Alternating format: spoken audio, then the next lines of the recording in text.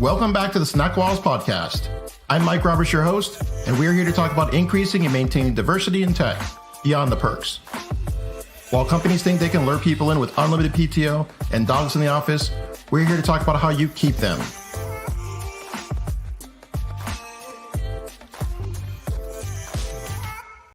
I'm going to throw it over to our special guest today. Can you tell us in a few sentences who you are and what it is that you do?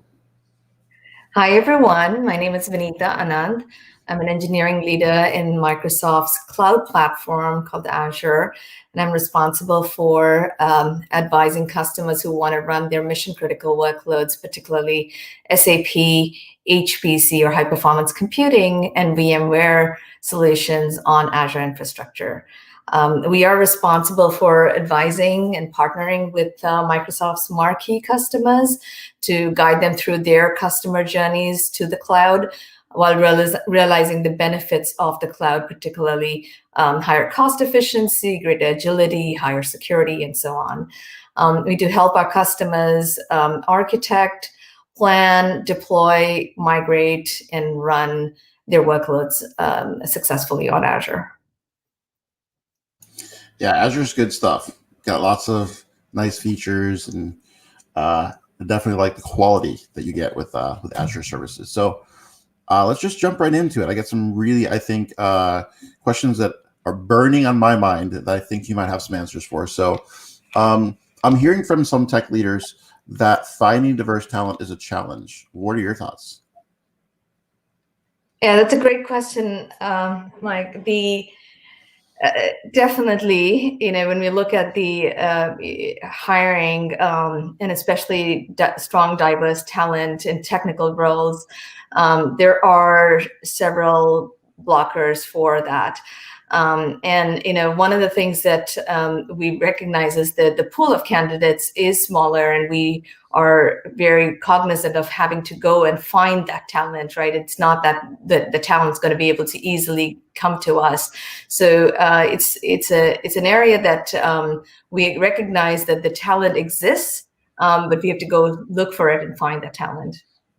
Sure. So I think it's the searching or the lack of searching that leads people to say it's just not there, it's not available. But I somewhat agree with your take that it is a smaller pool of talent, and so you do have to make sure you're networking and connecting with folks that can get you into the same places where they are, so that you can bring those candidates, surface them, and bring them into your organization for an interview, at least, right? Absolutely, yeah. The traditional approach, of trying to find talent is you create a job description, you post it on a website, you promote it in various forums, and look for talent, especially for to attract great diverse talent. One of the things that we try to do is make the job description more inclusive, removing all the genderized language and stuff that excludes that talent. And then particularly we go looking for forums and events where we can find diverse talent to look for a match. The areas that I work in is particularly very specialized and requires deep domain expertise. SAP or high performance computing have a talent pool where if you are in that domain, you're probably in that domain for your entire career. So the pool is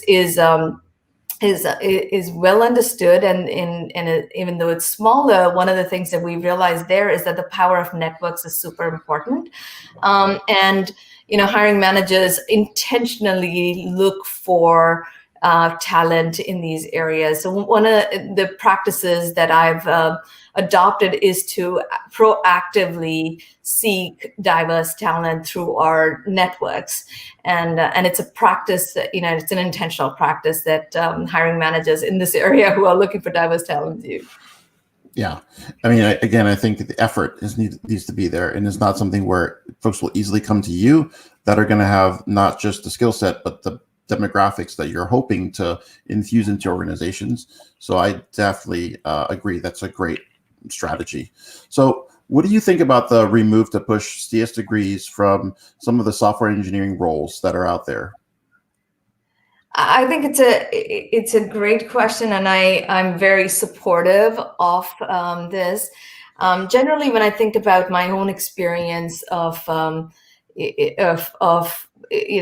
various roles that I have performed through my career. By the way, just to give you some background, I have a degree in electronics and communications engineering, and that was a bachelor's degree. That's where I trained. And had my education. And from there, I moved into the software industry when I physically moved to California and was seeking jobs. And I realized that there were very few hardware embedded system or microprocessor roles, but instead there were several software roles available at that time. So I, to be honest, had some training in programming. I had done some basic programming. I had done a fair amount of logic and reasoning. When you generally do an engineering degree, one does have that sort of science-oriented training. From there, though, picking up in learning concepts that were rooted in database concepts or programming concepts was not hard. And if somebody was looking for someone who, people who are looking for those who had a CS degree, I would certainly have not gotten a job at that time. And I think that's where I realized that, the industry needs is quite different from what we get taught in generally in colleges and universities, and I think there are ways where we can certainly look at what essential training is needed to prepare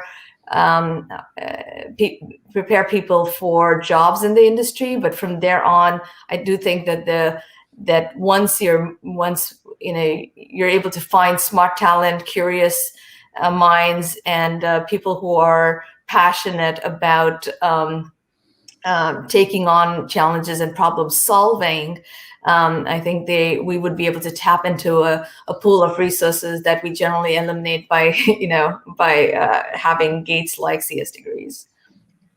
I like that answer. So it's going to help me segue into this next one. This next question I have is, do you think apprenticeship patterns would work for technical roles? Yeah, again, another awesome question. I think there's a lot of great thought going into this from various companies. We've heard thinkers, eminent thinkers saying, degrees aren't needed. We can just get people, smart people, matched up with companies, and let's get them going in some sort of an apprenticeship model. To get the output that's required, as well as people, passionate people in the roles that they want. I do agree that, and just for people to fully understand apprenticeship, I suppose you can think of it as working on the job or getting paid on the job.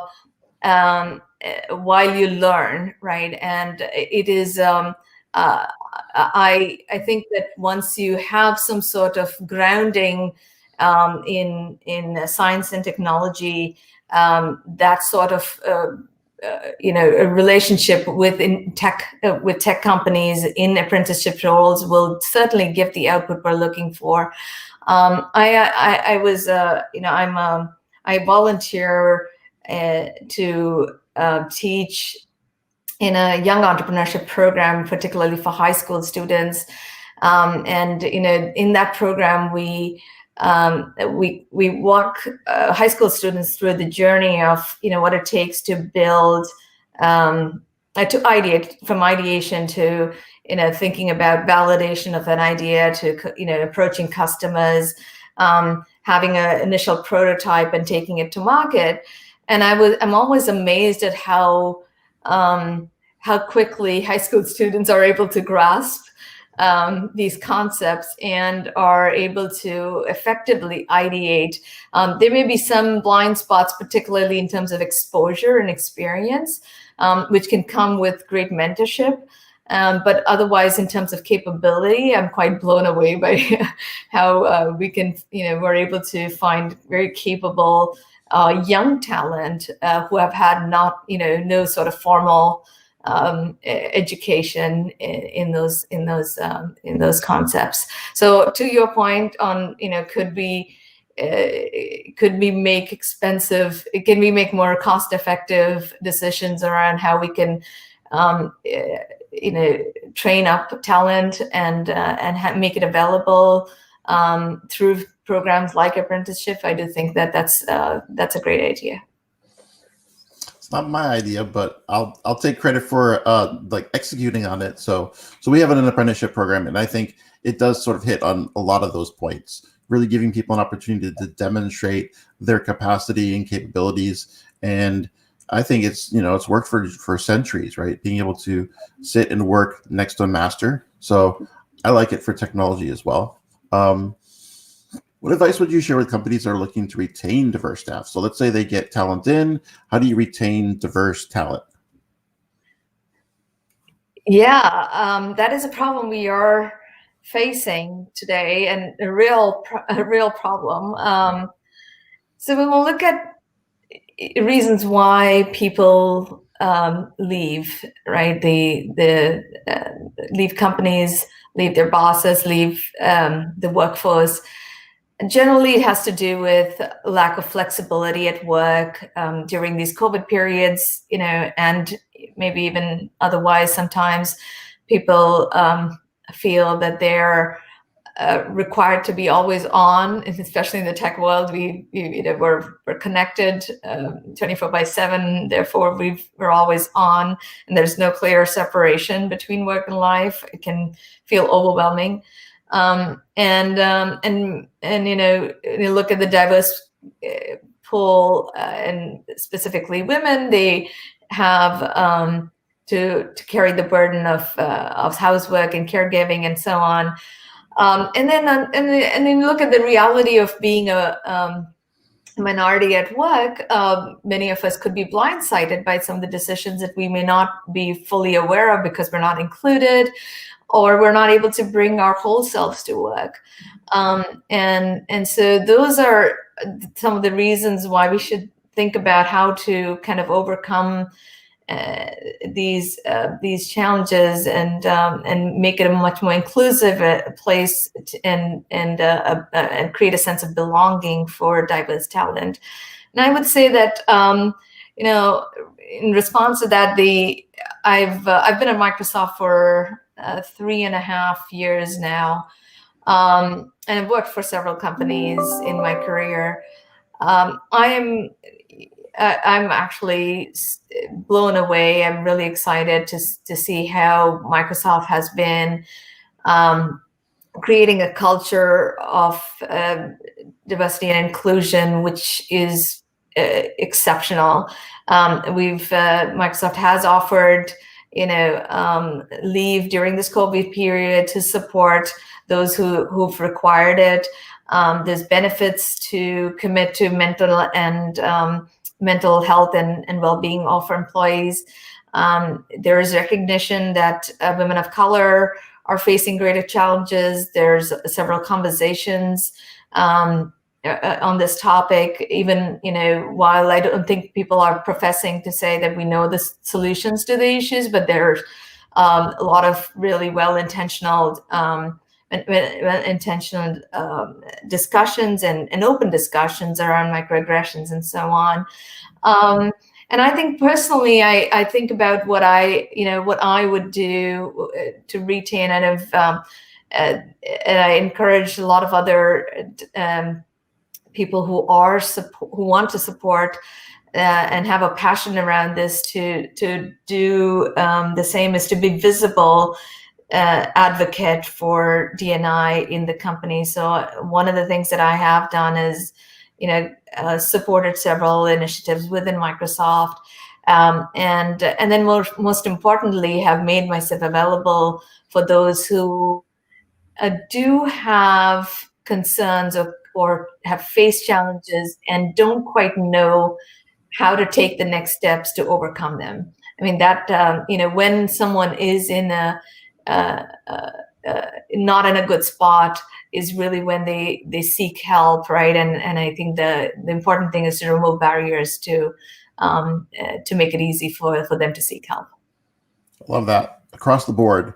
The fact that, the like how you started with looking at it through the lens of why are people leaving, which is a great way to kind of capture not the best of circumstances, but a good way to capture very good feedback about, and get that feedback loop working to then drive some of the other initiatives that you talked about. I love the employee resource group angle. I love the fact that, you're talking about supporting people. I think all of those things will help with keeping people and them not thinking that the grass is greener on the other side and not supported and, toxic workplace, all those kinds of things that sort of shove people out instead of being able to keep them. If you've made the effort to go out there and reach these communities, man, you want to double down and make sure that you begin to foster sort of a flywheel effect where as more people come into the organization, they feel included and they feel like this is a great place, and then they can go out and recruit more people within their network. So I love all of the approaches that I heard about what's happening at Microsoft. So who is someone like yourself that you'd like to acknowledge as someone that is a leader in this space, or you think might be a good guest on a podcast like this? Yeah, I would like to nominate Pat Filatio. Pat is a tireless advocate for having diverse candidates brought to Microsoft, and he's actually been one person who's debunked several myths in this area. I would definitely recommend Pat Filatio to this show. He's a partner group PM manager at Microsoft Azure as well. And then I can think of several other advocates, but Pat is the person I would recommend at this time. I like it. Sounds like you got a lot of good folks over on the Azure team, because I've talked to Aisha Brown, who's over on the Azure team, and I've talked to you. So the Azure team that you guys are representing for Microsoft, I say. Where can we find out more information about maybe something that's going on with Azure? Are you doing any kind of events or anything coming up? Oh yeah, we have Azure is buzzing, and I think most the space that we're in right now, cloud adoption has been embraced extensively during the post-COVID period. As most companies have moved to, almost all companies are working in a remote model, and therefore have embraced cloud technology. And I think that's, so from the point of view of where can you find information, definitely on our website at Microsoft Azure. If you're looking, just Googling Microsoft Azure, or particularly if you're interested in the areas that I support, you can just look up HPC or SAP on Azure, and you'll find all the links and the events that are upcoming. Awesome. So, most important question: what have you been snacking on lately? What's your favorite snack? I'm a junk food junkie. Love it. Love spicy, crispy treats. But my older, wiser self has now grown to look for, I guess, natural, organic snacks. And so my current go-to snack is it's a sweet and tangy organic dried mangoes, which are available in Costco, and I think the brand is made in nature. So that's the one that I'm snacking on extensively these days. Nice. All right. So you gave me the cheat one, and then you gave me the real one. So I love it. Well, thanks again for coming on the program and sharing all of these, I think, wonderful approaches to diversity and retaining talent. Thanks again. Appreciate it. Thanks for having me, Mike. The San Diego Code School is a proud sponsor of the SnackWalls podcast. The San Diego Code School is leading companies to tech equity. The tech-enabled apprenticeship program is a venture whose heart is to do a lot of social good and do good work. You can help San Diego Code School secure funding for change by hiring developers, bringing a team in to relieve your backlog, or becoming a program sponsor. You can visit us on the web for more information at http://stcs.io.